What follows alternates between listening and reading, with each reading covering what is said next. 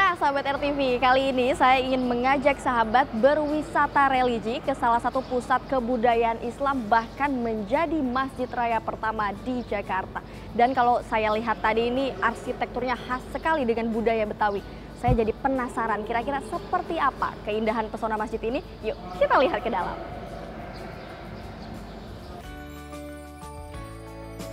Masjid Raya Kiai Haji Hashim Asy'ari berdiri megah di kawasan Duri Kosambi, Cengkareng, Jakarta Barat. Lengkap dengan atap 5 seruncing dan 5 menara yang melambangkan rukun Islam. Masjid yang diresmikan tahun 2017 ini merupakan masjid raya pertama yang dimiliki oleh pemerintah DKI Jakarta. Masjid ini memiliki 2 lantai area sholat dengan daya tampung hingga 12.500 jemaah. Yang unik, masjid ini memiliki sentuhan khas Betawi dalam arsitektur bangunannya, di antaranya ornamen gigi balang dan pagar langkan khas Betawi. Budaya lokal, kearifan lokal selama tidak menyimpang dari syariah, sama-sama kita bangun. Betawi yang cuma tinggal berapa persen saja di Jakarta juga agar merasa terayomi, merasa paling tidak punya kebanggaan bahwa ini budaya kami, di mana adat bersendikan syariah, syariah bersendikan kitabullah, sunnah Rasulullah, ijma' dan kiasnya para ulama. Keunikan arsitektur masjid dan berbagai fasilitas yang tersedia menjadi salah satu daya tarik masjid. Kalau di sini sih untuk tempat ibadah itu sangat nyaman sekali ya, karena memang luas, terus fasilitas ibadahnya juga lengkap sekali. Jadi kalau untuk ibadah memang prefer banget nih untuk kenyamanannya. Dan untuk arsitek bangunannya itu emang unik ya, karena dia atasnya tuh bentuknya kerucut gitu, terus warnanya hijau nude gitu. Jadi emang kalau dari jarak jauh udah beda banget nih masjidnya sama yang lain, jadi mengundang rasa penasaran buat dateng, buat ngelihat gitu. Sangat menarik, apalagi ya saya bukan orang Betawi ya, saya orang Sumatera, tapi saya senang banget ya lihat, menarik banget. Selain menjadi tempat ibadah, masjid ini juga kerap mengadakan berbagai acara keagamaan, mulai dari pernikahan, ceramah, hingga program belajar mengenal agama Islam bagi mu'alaf. Dari Jakarta, Olivia Ferrari dan Syahril Ramadan, RTV.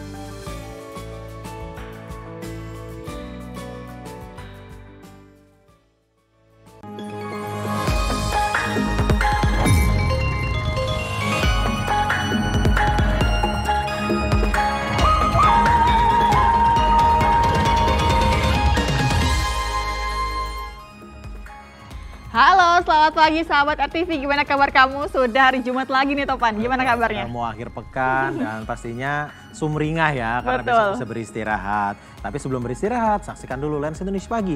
Karena kami sudah menyiapkan sejumlah informasi pilihan untuk kamu saksikan. Langsung saja bersama saya Ahmad Topan. Dan saya Retno Ayu.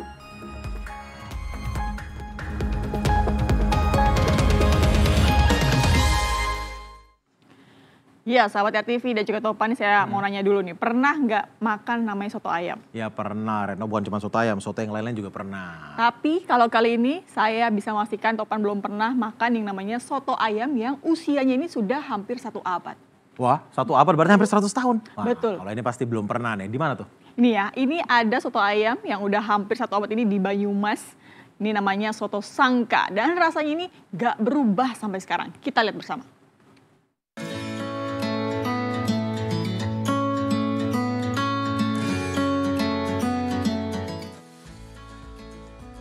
Ini dia sahabat RTV, salah satu kuliner legendaris paling laris di Kabupaten Banyumas, Jawa Tengah. Namanya Soto Sangka. Ya, siapa yang mengira kedai sederhana di Jalan Karangsawah, Desa Kedung Uter, Kecamatan Banyumas ini umurnya nyaris 1 abad, bahkan melintasi 5 zaman.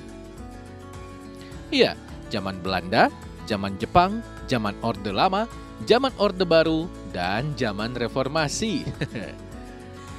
Isiannya pun komplit, ada potongan ketupat, suiran ayam kampung, kacang tanah, daun bawang, kecambah, Dan kalau mau lebih pas, tambahkan kecap dan sambal kacang. Lalu siram kuah kaldu panas bercampur rempah. Dijamin sedap, mantap ini sih. Dari aroma sejak saya kecil sampai dengan saya usia 50 tahun lebih ini, rasa soto Sangka ini masih tetap bertahan. Nah ini yang saya katakan, soto ini tetap mempertahankan rasa dan kualitas. Kini memasuki usia 99 tahun, usaha bikinan Mbah Sangka ini diteruskan oleh cucu atau generasi ketiganya. Dan istimewanya, sang cucu mampu mempertahankan teknik memasak warisan si mbah. Kalau untuk soto Sangka ini saya bisa mempertahankan itu dengan keaslian yang diwariskan dari mbah dulu. Seperti bumbu yang semuanya dari rempah-rempah, tanpa penyedap. Juga masaknya masih pakai kayu bakar. Setiap hari Basuki sanggup menjual sampai 50 porsi, bahkan mencapai 100 porsi di akhir pekan. Gimana nggak laris sahabat? Uang satu porsinya aja cuma Rp20.000 kok. Monggo lah dicobain. Dari Banyumas, Jawa Tengah, Marnoto, RTV. Dari Banyumas kita ke Bekasi, Jawa Barat sahabat dan juga Retno. Tapi kejadian yang berikut ini ya bisa dibilang cukup naas. Karena ada puluhan calon pengantin ditipu oleh wedding organizer hingga rugi miliaran rupiah. Iya, bahkan kantor wedding organizer yang selama ini mereka kunjungi sudah kosong, tidak berpenghuni.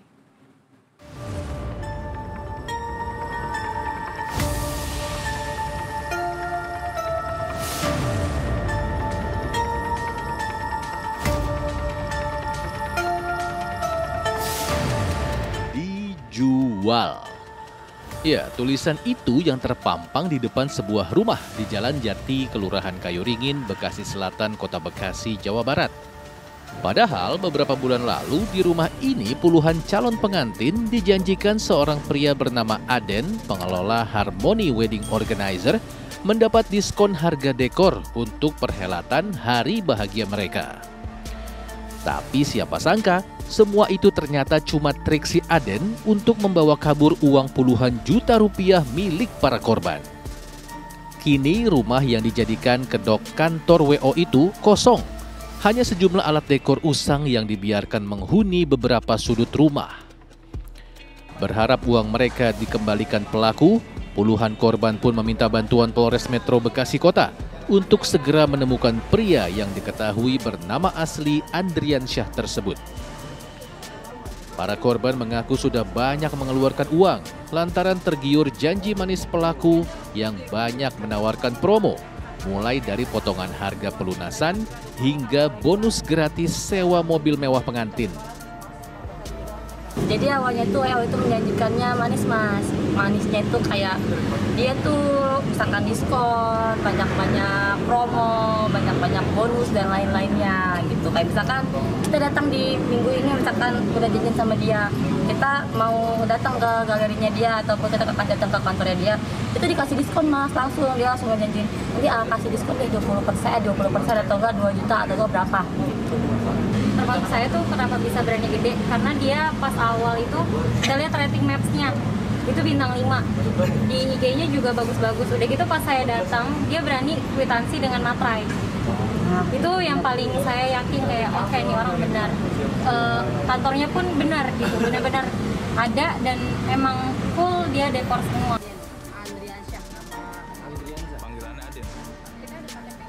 Beredar kabar di antara para korban bahwa pelaku pindah kantor ke Bogor. Namun alamat jelasnya hingga kini tak kunjung diketahui. Kabarnya pula ada sekitar 56 calon pengantin yang menjadi korban penipuan ini. Dan kerugian mereka totalnya sampai miliaran rupiah. Waduh, bener-bener nih si Aden. Udah nggak jelas kemana, susah dihubungi pula. Mendingan nyerahin diri aja Den. Daripada kabur bawa duit orang, nggak bakal hidup tenang. Dari Bekasi, Jawa Barat, Adika Fadil Utomo, RTV. Kita ke informasi lainnya, artis Sandra Dewi menangis karena terpaksa meminjam uang kepada keluarganya untuk kebutuhan hidup sehari-hari. Ya, hal ini ia sampaikan saat menjadi saksi persidangan kasus dugaan korupsi di PT Timah Tbk dengan terdakwa suaminya sendiri, Harvey Muiz. Saya pinjam ke orang tua, ke adik-adik saya juga. Pinjam ya? Rekening saudara-saudara juga tidak diblokir ya? Tidak, jadi saya pinjam.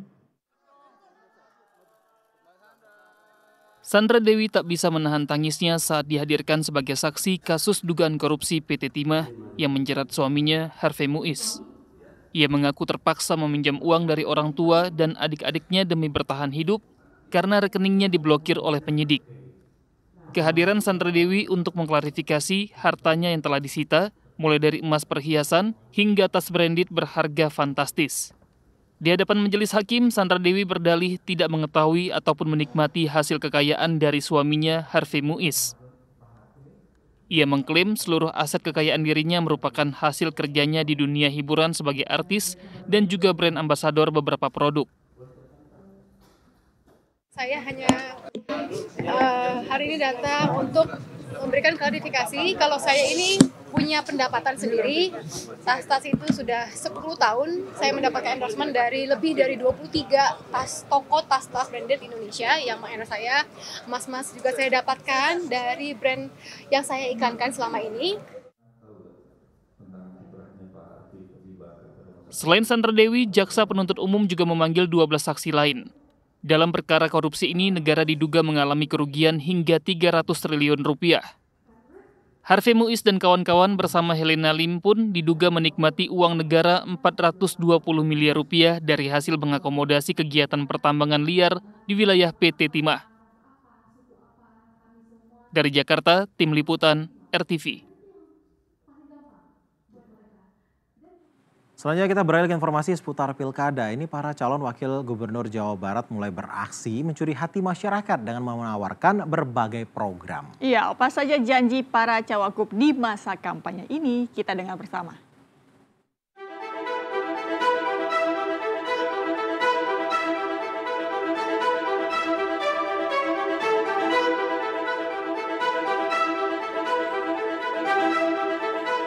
Sambil melantunkan sholawat, calon wakil gubernur Jawa Barat nomor urut 1, Gita Lis Dwi Natarina, menyapa warga di kawasan Cimindi, Kota Cimahi. Gita juga sempat makan bersama dengan warga sekitar sambil mendengarkan keluhan mereka. Lalu belusukan ke pasar tradisional Cimindi. Gita menyosialisasikan kartu bahagia yang bermanfaat untuk membantu kaum perempuan di Jawa Barat. Termasuk untuk ibu-ibu yang tidak berdaya, ibu-ibu yang mungkin tidak punya suami, ibu-ibu yang ingin mandiri, sehingga kami akan menyediakan bantuan, bisa berupa modal usaha, bisa berupa pelatihan atau akses usaha, sehingga nanti banyak perempuan-perempuan Jawa Barat yang mandiri, yang punya penghasilan sendiri. Program yang dijanjikan Gita ini tentu untuk menggait suara kaum perempuan yang mencapai 49,5% dari total daftar pemilih tetap di Jawa Barat. Sementara itu, calon wakil gubernur Jawa Barat nomor urut 3, Ilham Habibi, menemui para tokoh di Kabupaten Cianjur. Dalam safari politiknya ini, ia menampung aspirasi dari generasi muda dan pelaku UMKM. Ia menjanjikan peningkatan kemampuan warga, khususnya generasi Z dan kaum milenial, agar mampu bersaing di era global ini. Bila terpilih nanti, ia akan mengadakan pelatihan-pelatihan untuk membekali generasi muda. Lapangan pekerjaan khusus untuk Gen Z. Gen Z itu memang berteriak, dia sangat kurang mendapatkannya, dan itu buat saya itu satu kesementaraan, tapi memang saat ini adalah situasi seperti itu. Dan juga daya beli masyarakat menurun. Kalau kita ke pasar itu juga banyak kan, atau semua pedagang itu mengeluh mengenai hal yang sama. Saat ini daya beli masyarakat turun. Jika dilihat berdasarkan kelompok usia, kaum milenial dan generasi Z atau Gen Z mendominasi daftar pemilih, yakni 39,2% dari total jumlah pemilih. Di masa kampanye ini, dukungan dari semua kalangan akan menjadi target para calon kepala daerah untuk memenangkan perolehan suara. Semoga program yang ditawarkan bukan sekedar janji manis yang tak terrealisasi ketika terpilih nanti. Dari Cianjur, Jawa Barat, Suhendi, RTV.